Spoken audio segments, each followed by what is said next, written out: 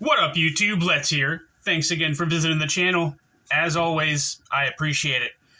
It's been a couple of weeks, it's been about a week since I've uploaded, so I apologize about that. Got some family things going on, but I'm good. We're good. Everybody's good. Everybody's fine. Just kidding. So, if this is your first time to the channel, I appreciate you watching. If you'd be so kind as to just hit that thumbs up button just for the algorithm. And if you enjoy the content, please subscribe to the channel. That would be awesome. Today, I'm doing a quick review on the Custom Knife Factory SNAFU. This is an awesome, awesome knife, so let's do it up. First things first, about the name. I don't know why they named it the SNAFU. Now, it's a pretty common term used in everyday life, but I don't know if everybody knows. I'm sure most of you guys know about it, but the word SNAFU originated in World War II with the military. It's a term that basically, it's an acronym that stands for Situation Normal, All Fouled Up. But it was mostly replaced by the term Situation Normal, All Fucked Up. It also goes along with another term that was used quite a bit in the military, FUBAR, fucked up beyond all recognition. I was in the military for a while. We used both of those terms pretty interchangeably. So yes, that term did originate in the military, and it kind of stands for just basically any situation where everything is chaotic and messed up and nothing is working the way it's supposed to. That is not this knife. This knife is perfect. As far as I can tell in every way. So, I mean, it's a cool name for the knife, but it doesn't exactly speak towards the knife very much, in case anybody is concerned about that or wondering. Anyway, so this guy is an 8-inch knife, 8.8-inch knife overall with a 3.75-inch blade, a 3.65-inch cutting edge, and a 5-inch handle. Let's do some size comparisons real quick. Compared to the Rat Model 1, the Rat's obviously going to be a little bit smaller than this guy. The Rat Model 2 is obviously going to be quite a bit smaller than the SNAFU. The DEMKO knives, compared to the 8020S, which I just failed. The 8020S is going to be just a little bit smaller than the SNAFU. And the 20.5 is going to be quite a bit smaller than the SNAFU. Last but not least, we've got the SPYDERCOs compared to the SPYDERCO PM2. The SPYDERCO obviously is going to be a little bit smaller than the SNAFU, and the Para 3 is going to be quite a bit smaller than the SNAFU.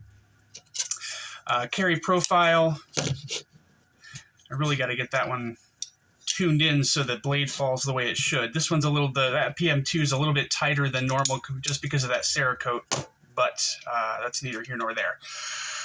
So the handle on the SNAFU obviously is quite a bit longer than both of these knives. Thickness compared to the Para 3, the SNAFU is going to be just a hair thicker than the Para 3. And the height on this guy, it's not going to be anywhere near as tall as the Para 3. Let's get a quick blade stock thickness on this guy. Can I get a thickness? Let's make sure this is zeroed out.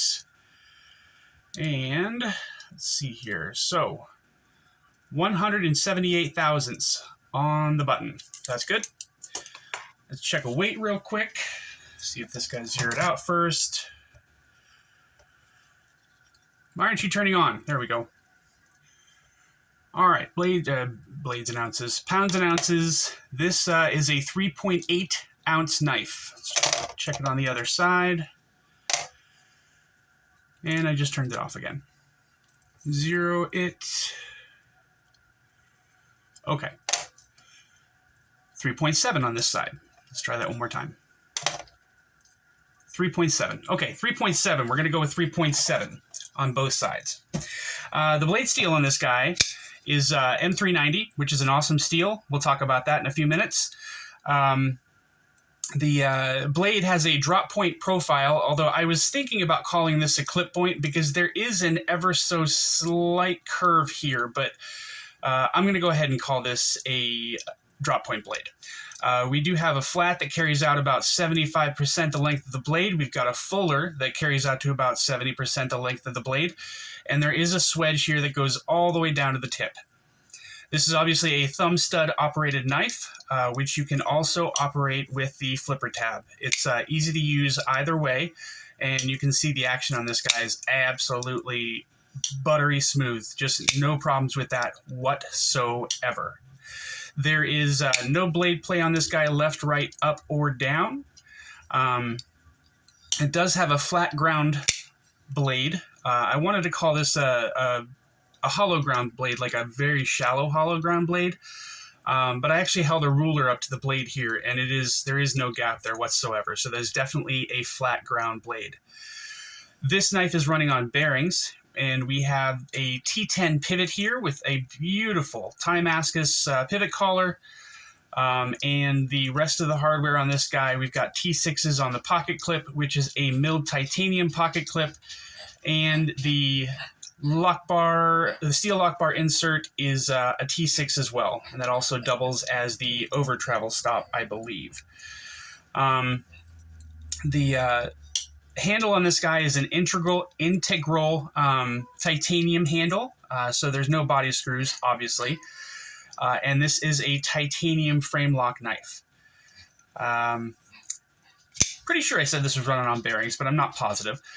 The action on this guy is absolutely fantastic. You can see with the flipper, it jumps right out.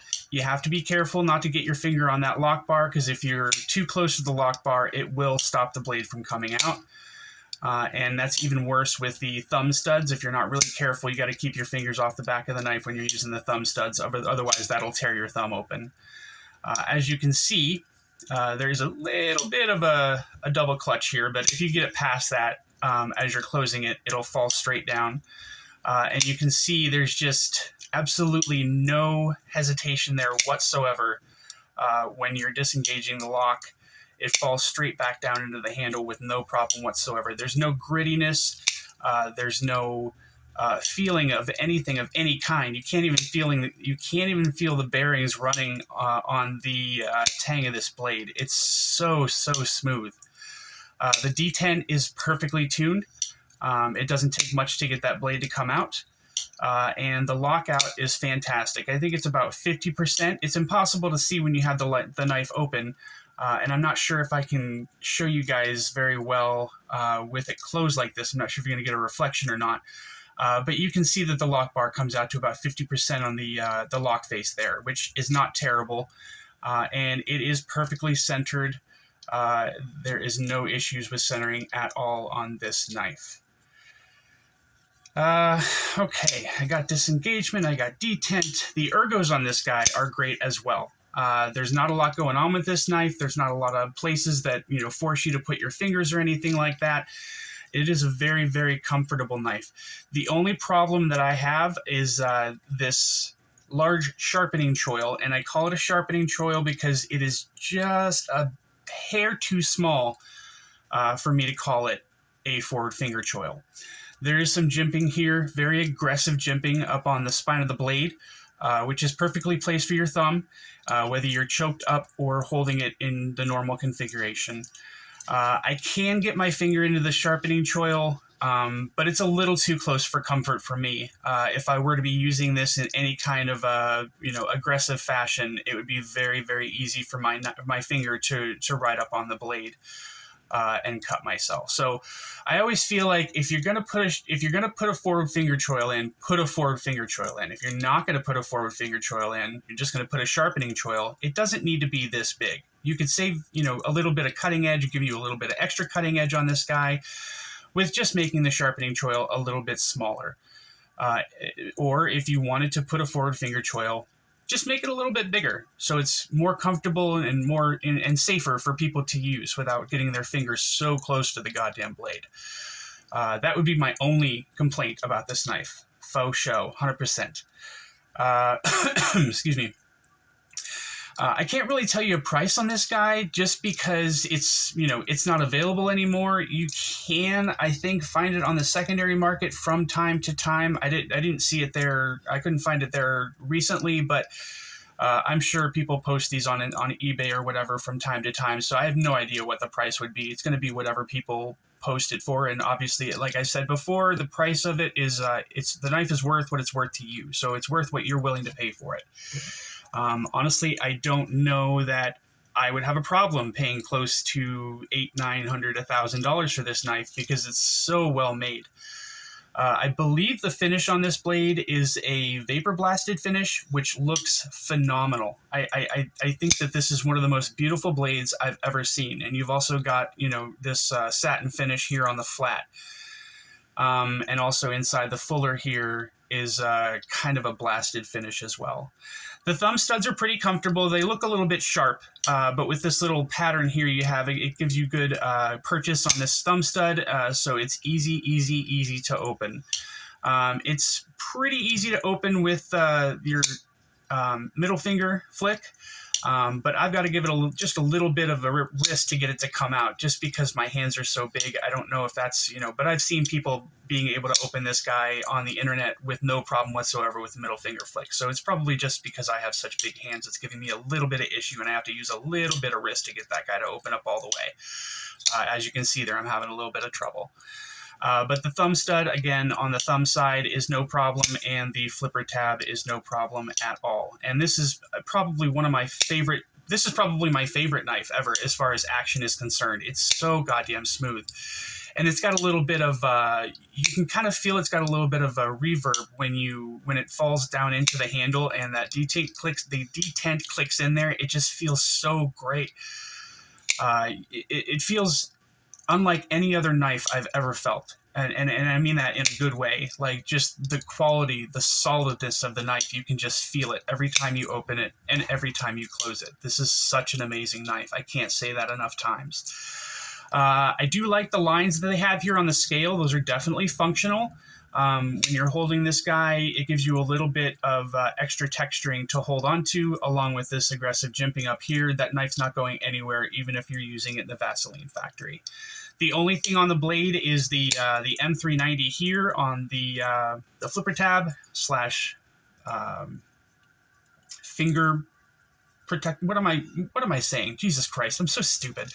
The finger guard. And it's also numbered back here on the other side. This is number 56. So, anyway, I think that's it for the actual review part of it.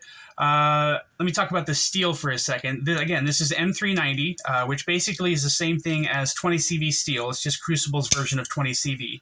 Or, I'm sorry, Crucible's version of... 20CV is Crucible's version of M390.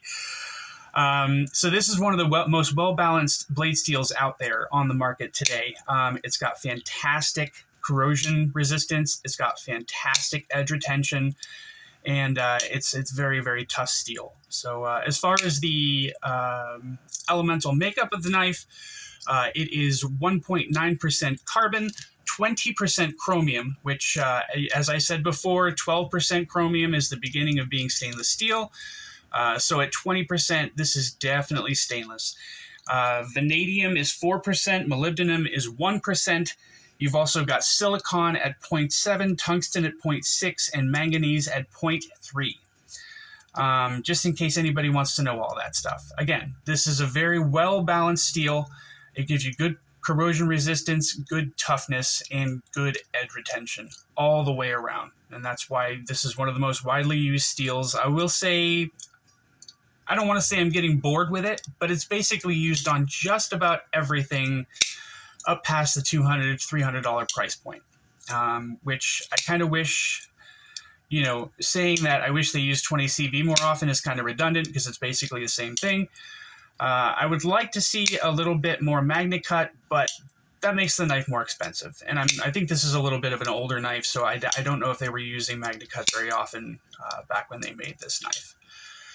But the blade steel is fantastic. The ergonomics are fantastic. The action is amazing. I can't think of anything else to tell you on this guy. But again, I'm sorry I haven't posted in the last week or so. I'm going to get better about that the next few days. Although, even though I haven't been posting anything in the last week or so, my numbers are still rising on my sub count. So you guys are awesome. I really appreciate that. Anybody who's subscribed over the last week or two, I really, really appreciate it. I know I haven't been very active, but I will get better about that, I swear. But that's going to be all for today, guys. I hope you enjoyed the video. If you did, please like and subscribe. If you just hit that thumbs up button for the algorithm, that would be awesome. That tells YouTube that people are watching my videos and enjoying them more, so it will push my videos a little bit more than it is right now. So stay up, y'all. Take it easy. Bye.